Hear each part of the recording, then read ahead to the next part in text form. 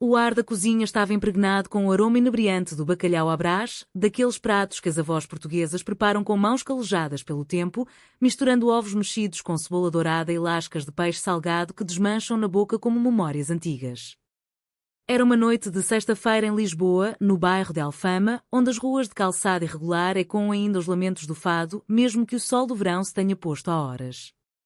A mesa da sala de jantar, coberta por uma toalha de linho bordada à mão, herança da bisavó de Maria, rangia sob o peso das travessas fumegantes, pastéis de nata recém-saídos do forno, azeite virgem a escorrer de fatias de pão alentejano e garrafas de vinho verde que borbulhavam promessas de leveza e embriaguez. A família Oliveira reunia-se assim toda semana, um ritual sagrado que ignorava o caos do mundo lá fora, mas naquela noite, o destino de ser uma armadilha sutil, pronta para explodir como uma garrafa de espumante mal tampada. Ana Santos, com seus 24 anos e olhos castanhos que pareciam carregar o peso do Atlântico, sentava-se à beira da cadeira, as mãos trêmulas sob a mesa. Ela era a melhor amiga de Maria desde os tempos da escola primária em Belém, quando as duas corriam atrás de elétricos amarelos e sonhavam em ser cantoras de fado como Amália Rodrigues. Maria, loira e extrovertida, com um riso que enchia salas inteiras, presidia o jantar com a energia de quem organiza festas para o bairro inteiro. Mas os olhos de Ana não estavam na amiga. Não podiam estar.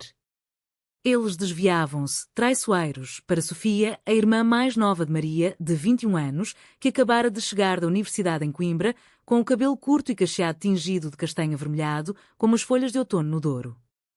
Sofia, com sua pele salpicada de sardas e um sorriso tímido que iluminava mais que as velas de cera de abelha na mesa, era o segredo que Ana guardava há meses, um crush que brotara devagar, como as azáleas nos jardins do castelo de São Jorge. "Passa o vinho, mana?" pediu Sofia, estendendo a mão com um gesto casual, os dedos finos roçando acidentalmente os de Ana ao pegar o copo. Foi um toque fugaz, elétrico, que fez o coração de Ana disparar como um touro em fuga na feira de São João. Ela engoliu em seco, sentindo o rubor subir às bochechas, quente como o sol de agosto em Faro. A mãe de Maria e Sofia, Dona Isabel, uma senhora de 55 anos com cabelos grisalhos presos em um coque apertado e um avental florido que cheirava a lavanda do Alentejo, ria alto de uma anedota contada pelo pai, o Sr. João, um pescador aposentado cujas mãos nudosas contavam histórias de redes cheias de sardinhas na costa de Cascais. O irmão mais velho, Pedro, de 28 anos, engenheiro em Lisboa, tecia piadas sobre o trânsito infernal da Ponte 25 de Abril, enquanto a avó, vovó Rosa, de 82 anos, murmurava bênçãos em voz baixa, os olhos velados pela catarata mas o coração ainda afiado como uma faca de cozinha. Tudo parecia perfeito, um quadro vivo de laços familiares tecidos com fios de saudade e alegria. Até que Ana, num lapso de coragem embriagada pelo vinho, ou talvez pelo desespero de tanto reprimir, deixou escapar as palavras que mudariam tudo. "Sofia, você. Você é tão linda esta noite. Como uma pintura de Paula Rego, mas com mais luz nos olhos. Eu não consigo parar de olhar para você." O silêncio caiu como uma cortina de ferro. Os garfos pararam no ar, o riso congelou nos lábios de Maria. Dona Isabel piscou devagar, o copo de vinho a meio caminho da boca. Sofia virou-se, os olhos verdes arregalados, um rubor idêntico ao de Ana colorindo suas faces. Pedro engasgou com um bocado de bacalhau, tossindo discretamente. O Sr. João franziu a testa, confuso, enquanto vovó Rosa inclinava a cabeça, como se tentasse decifrar um fado em ré menor. "O quê?" murmurou Maria, a voz um sussurro afiado como o vento do Tejo em inverno. Seus olhos, azuis como o céu de Sintra, fixaram-se em Ana com uma mistura de incredulidade e dor. "Ana, o que diabos você quis dizer com isso?" Ana sentiu o chão sumir sob os pés. O que da noite, aquela confissão impulsiva, nascida de um olhar trocado de mais tempo durante o aperitivo, havia lançado a família num vórtice de tensão. As luzes quentes da sala pareciam agora interrogadores e o aroma reconfortante do jantar transformara-se em algo sufocante, como o ar antes de uma tempestade no Cabo da Roca. A cozinha, outrora um santuário de risos e panelas borbulhantes, agora ecoava com o tic-tac acusador do relógio de parede, uma herança do avô que marcara as marés da vida familiar. Ana queria evaporar, dissolver-se no vinho verde que manchara o tampo de madeira da mesa. Seus dedos cravavam-se nas coxas, sob o vestido de algodão simples que escolhera naquela manhã, pensando ingenuamente que seria só mais uma noite de cumplicidade. Mas o destino, caprichoso como as ondas do oceano que batem nas falésias da Nazaré, tinha outros planos. Sofia foi a primeira a reagir, não com raiva, mas com uma vulnerabilidade que partiu o coração de Ana. Seus lábios tremiam e ela baixou os olhos para o prato, onde os ovos mexidos esfriavam intocados. Ana, eu não sei o que dizer. Isso é inesperado. A voz dela era suave, como o canto de uma gaivota sobre o rio, mas carregada de uma confusão que ecoava as dúvidas internas de Ana. Sofia sempre fora a quieta da família, a que preferia os livros de poesia de Sofia de Melbreiner Anderson aos bailes barulhentos das festas de São João, a que sonhava em estudar arquitetura para restaurar os palácios decadentes de Lisboa. E agora ali estava ela, exposta sob o olhar coletivo, sentindo o peso de uma revelação que não era dela. Maria, por outro lado, explodiu como um fogo de artifício na noite de Ano Novo. Levantou-se abruptamente, a cadeira raspando o chão de azulejos pintados à mão, aqueles azulejos azuis e brancos que contavam histórias de navegadores e sereias, herança moura que Dona Isabel limpava com devoção toda Páscoa. Como você pode dizer isso aqui, na nossa casa? Na frente de todos? Você é minha melhor amiga, Ana. Minha irmã de alma. E agora? Agora você olha para a Sofia como se fosse mais que isso? As palavras saíam enrajadas, misturadas com lágrimas que Maria enxugava furiosamente com o guardanapo. Sua traição não era intencional, mas doía como uma facada. A amiga em quem confiara todos os segredos da adolescência, agora confessando um amor que invadia o santuário familiar. Dona Isabel, sempre a âncora da família, estendeu a mão sobre a mesa, tocando o braço de Maria com gentileza. Seus olhos, enrugados como as oliveiras centenárias do Alentejo, passavam de filha para amiga, de irmã para irmã. Calma, minha querida. Vamos respirar. O jantar não acabou e as palavras ditas no calor da mesa nem sempre são o fim do mundo. Ana, filha, explica-te. O que sentes pela Sofia? É algo do coração, como o fado que nos faz chorar? Ana engoliu o nó na garganta, o gosto salgado das lágrimas misturando-se ao vinho azedo. Como explicar o que brotara meses atrás, num churrasco de verão no Monsanto, quando Sofia rira de uma piada boba e o sol filtrar através das folhas de sobreiro, pintando seu rosto de ouro? Como contar que cada mensagem trocada à noite, sobre livros e sonhos, de ser uma teia de afeto que Ana não ousara nomear até aquela noite fatídica? Eu gosto dela, Dona Isabel. Não como amiga. Como alguém que vê o mundo mais bonito por causa dela. É confuso, eu sei. Eu não planejei isso. Só. Eu. O Sr. João pigarreou, sua voz rouca como o mar após a tempestade. Em Portugal, o amor é como o vinho, às vezes azedo no início, mas pode amadurecer em algo nobre. Mas isto é novo para nós. Sofia, o que pensas, minha flor? Sofia ergueu o olhar, encontrando Diana pela primeira vez desde a confissão. Havia ali uma faísca, não de repulsa, mas de curiosidade misturada a medo, o medo de quem navega águas desconhecidas, como os caravelas de Vasco da Gama. Eu preciso de tempo, pai. Ana é incrível, mas isso muda tudo. Sua mão, ainda segurando o copo, tremia ligeiramente, e Ana jurou que viu, no reflexo do vinho, o contorno de um futuro incerto. Pedro, tentando aliviar a tensão com seu humor típico de lisboeta, interveio. Bem, se for para ter mais uma irmã na família, que venha com pastéis de nata extras. Mas o riso forçado morreu no ar e até vovó Rosa, que cochilava na ponta da mesa, abriu os olhos e murmurou. O amor não pergunta licença, mas a família. A família perdoa. O jantar prosseguiu em fragmentos desconexos, conversas sobre o tempo, sobre a vindoura Romaria de Fátima, sobre o preço das sardinhas no mercado da Ribeira. Mas por baixo da superfície, correntes subterrâneas agitavam-se. Maria evitou o olhar de Ana o resto da noite, saindo para o terraço para fumar um cigarro, vício que herdara da mãe, mas que Dona Isabel fingia ignorar. Sofia ajudou a limpar a mesa em silêncio, seus ombros roçando os de Ana num acidente que enviou arrepios pela espinha dela. E Ana? Ana saiu dali com o coração em farrapos, caminhando pelas ruas íngremes de Alfama, onde as lanternas de ferro forjado projetavam sombras dançantes nas paredes caiadas. O fado de uma casa próxima lamentava estranha forma de vida, e ela chorou, sentindo o peso da revelação como uma cruz de madeira entalhada. Naquela noite, deitada na cama do seu pequeno apartamento encheado, Ana revivia cada momento.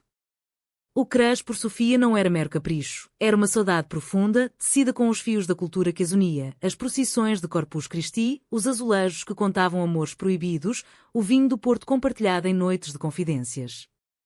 Mas a tensão familiar? Isso era um vendaval, e Ana temia que levasse tudo embora.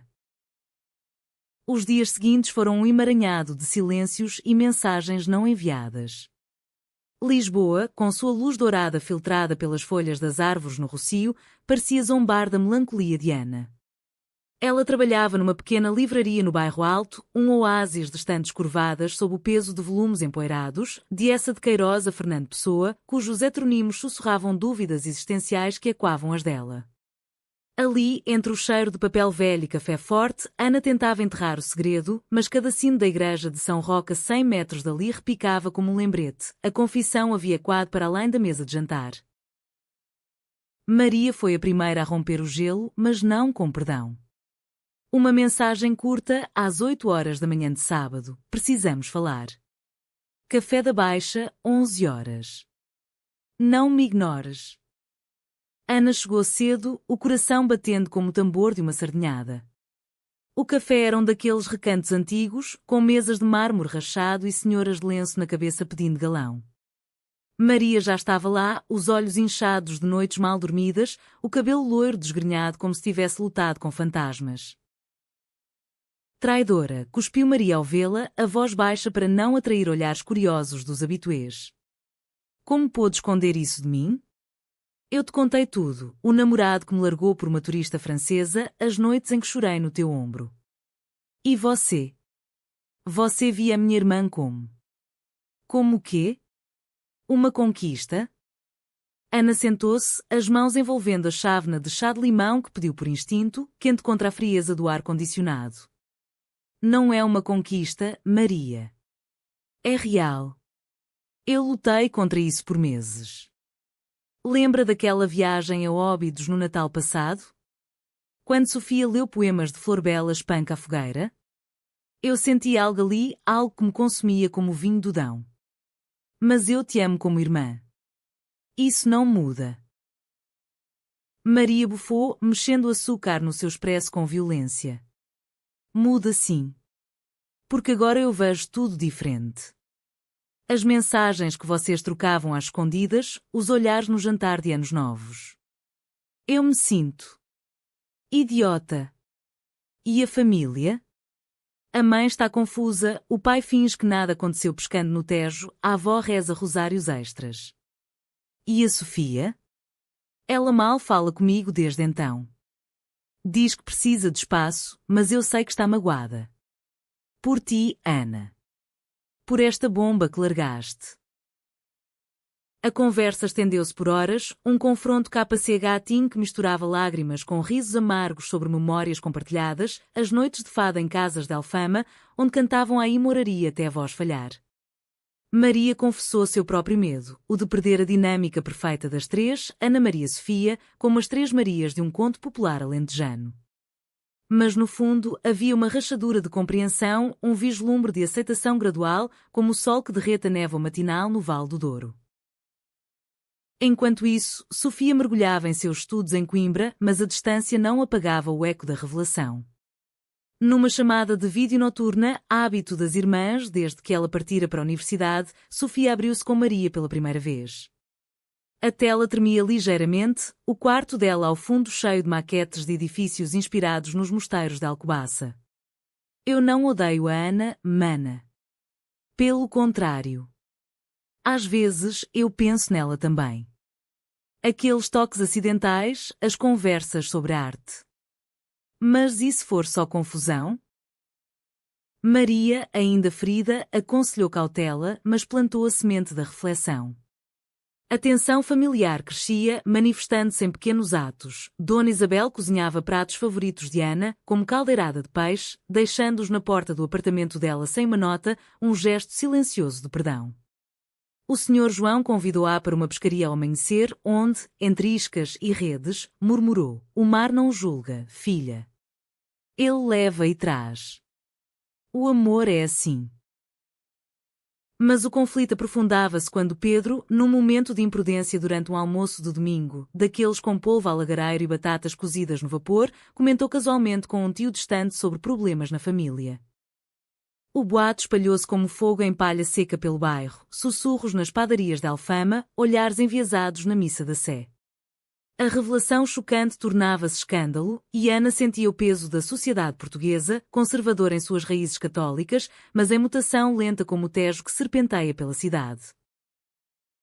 Sofia, impulsionada por um fim de semana de regresso a Lisboa para a Feira do Livro no Parque Eduardo VII, procurou Ana numa tarde chuvosa de outono. Encontraram-se num banco sob os plátanos do jardim, o ar cheirando a terra molhada e castanhas assadas de um vendedor ambulante. "Eu pensei muito", disse Sofia, a voz baixa contra o murmúrio das folhas. "Não é repulsa que sinto. É medo. Medo de magoar a família, de ser diferente num país onde o amor ainda é julgado por olhares de avós nas procissões. Mas, e se eu quiser tentar? E se o teu olhar me fizer sentir viva, como as ondas em Ericeira?" O beijo que se seguiu não foi de fogo, mas de chuva fina, suave, hesitante, um selo de promessa em meio à tormenta emocional. Ana sentiu o mundo parar, o coração sincronizando com o pulsar da cidade eterna. A aceitação não veio como um amanhecer sereno sobre as colinas de Monsanto, mas como uma aurora entre nuvens, intermitente e cheia de trovões. Sofia e Ana começaram a se ver em segredo, passeios furtivos pelo Chiado, onde as estátuas de Camões pareciam guardar seus sussurros.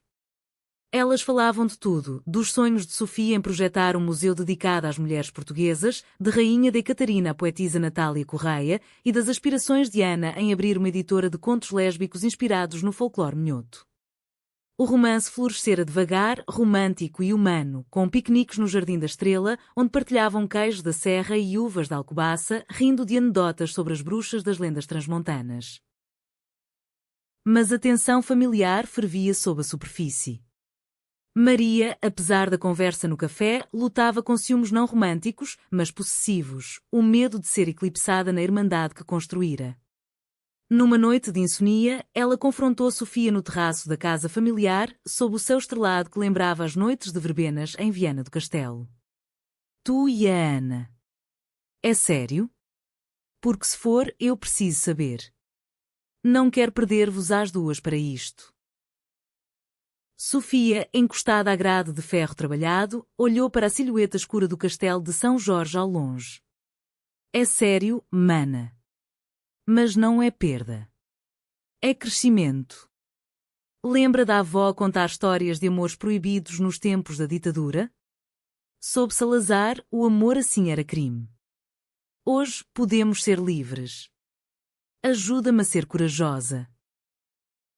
Maria chorou então, abraçando a irmã, e naquele abraço, a primeira faísca de aceitação acendeu-se. Mas o verdadeiro conflito irrompeu numa reunião familiar ampliada, durante Natal em Évora, no Alentejo, terra de sobreiros eternos e megálitos ancestrais. A casa da tia Lúcia, uma quinta branca com chaminés altas, encheu-se de primos, tios e o cheiro de borrego assado com ervas silvestres. Ali, entre o presépio vivo no pátio e as canções de janeiras cantadas à mesa, Pedro, num ato de boa intenção que beirava a traição, mencionou casualmente o namoro novo da Ana Sofia, achando que aliviaria o boato. O caos explodiu. O tio Manuel, um camponês conservador de Montemor Novo, batendo na mesa: "Isto é contra Deus e a tradição. Em Portugal, família sagrada, não. Não é esta aberração." As palavras cortaram como foices no trigo. Dona Isabel defendeu as filhas com a ferocidade de uma leoa alentejana, gritando: "Silêncio! O amor das minhas meninas é puro como o azeite das nossas oliveiras. Quem julga, que olhe para o próprio coração. O Senhor João, calmo como guadiana em seca, levou Ana e Sofia para o olival ao luar, onde as árvores sussurravam segredos milenares. Ouvi fados sobre amores assim, escondidos nas tabernas de Lisboa. Mas o tempo cura. Falem com a avó, ela sabe de dores antigas. Vovó Rosa, sentada na sua cadeira de balanço com um chale de lã de Porto Alegre, ouviu a confissão das netas com olhos sábios. Minhas flores.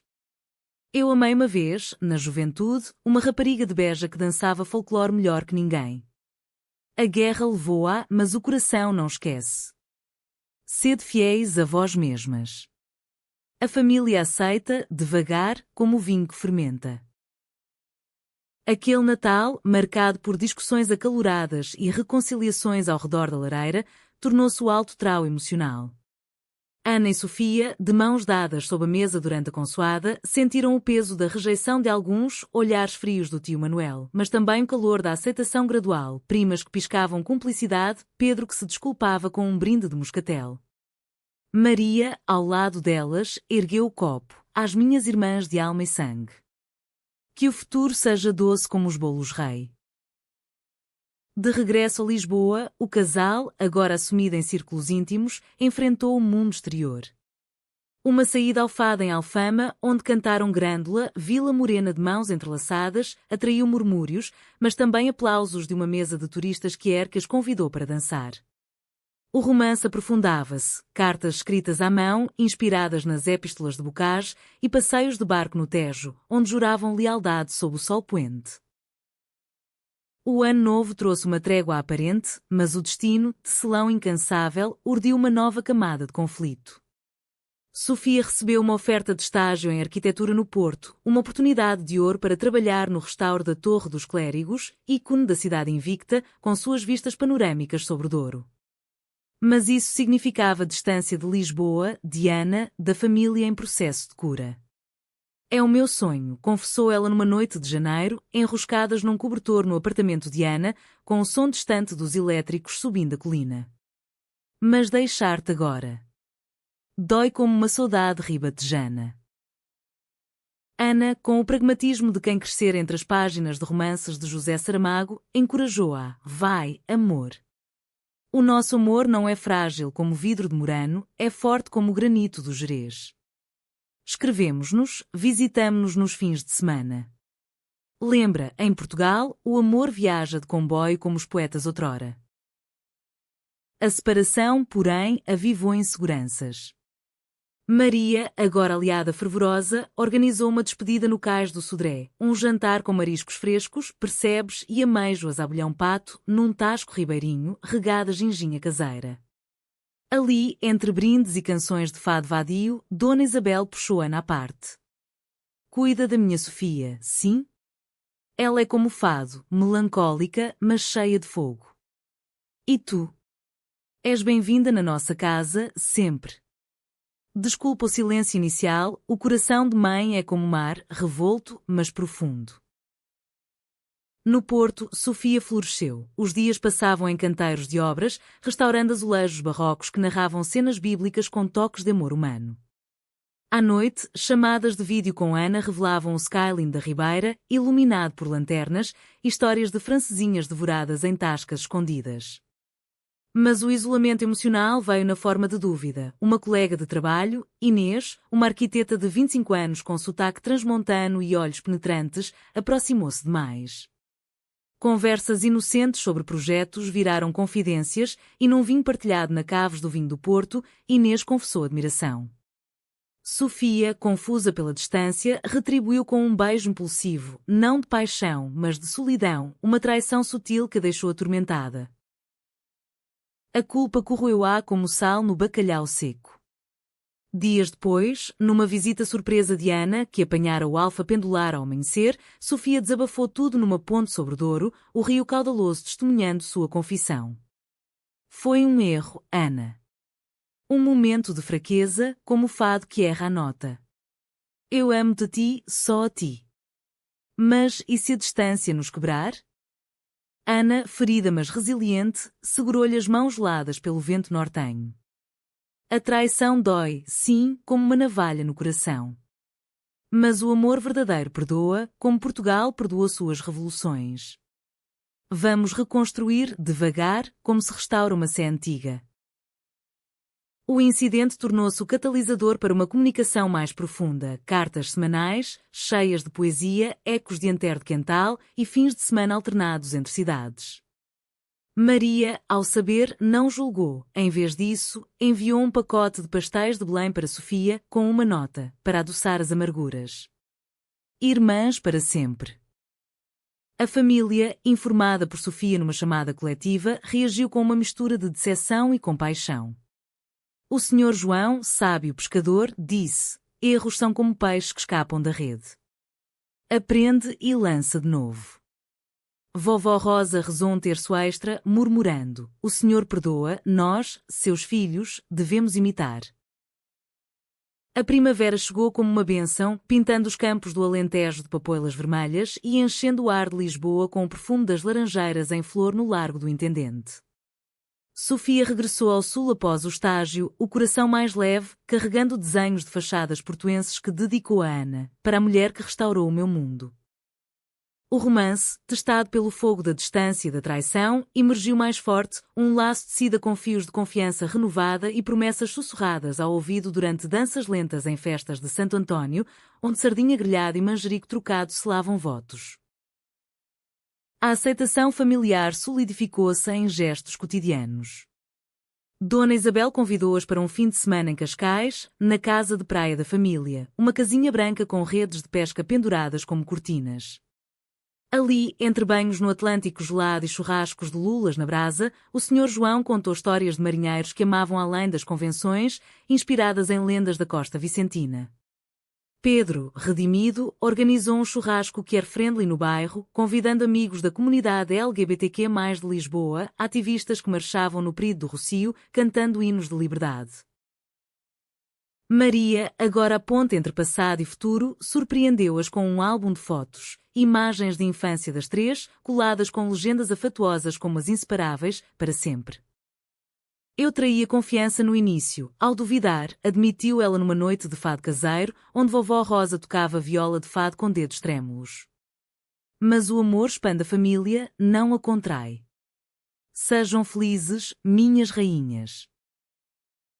O clímax emocional veio na Romaria de Fátima, em maio, quando a família inteira, incluindo o tio Manuel, amolecido por meses de orações e conversas com Dona Isabel, juntou-se na procissão.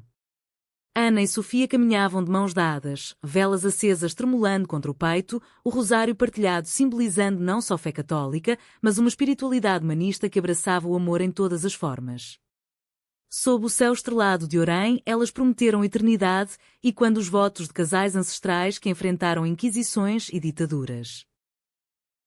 A sociedade portuguesa, com sua tapeçaria de tradições e progressos, espelhava essa jornada. Vizinhos de Alfama que, outrora murmuradores, agora piscavam olhares cúmplices. A livraria de Ana que hospedava leituras de autoras lésbicas como Maria Teresa Horta.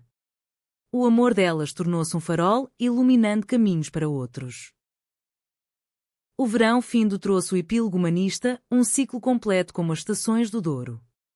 Ana e Sofia mudaram-se para um apartamento modesto no bairro Alto, paredes adornadas com azulejos recuperados de uma demolição em moraria, simbolizando renascimento.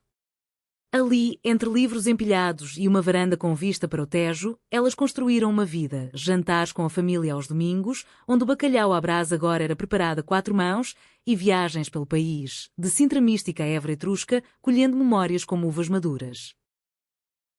Maria, casada num ano com um professor de história que adorava fado, tornou-se tia honorária das sobrinhos imaginários que Ana e Sofia sonhavam adotar um dia. Dona Isabel, com um colar de contas de coral do Algarve, tricotava jailes para suas meninas, enquanto o Sr. João as levava a pescar, rindo de piadas sobre peixes que nadam contra a corrente.